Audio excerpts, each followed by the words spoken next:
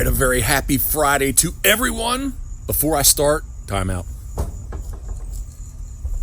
My Crown Black salute, rocking the VPC lanyards and Ben shot glass. Thank you, guys. Salute. All right, so there is a lot. There's a lot of change going on. New duck boats, bigger duck boats, layout boats, and for that new duck boat, check this out.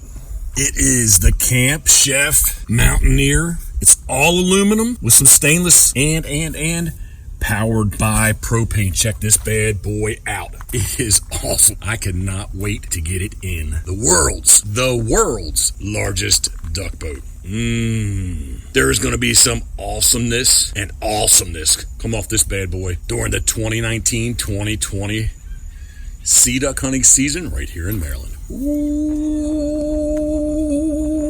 As always, thinking of you. We are a very happy and safe Memorial Day weekend to everyone.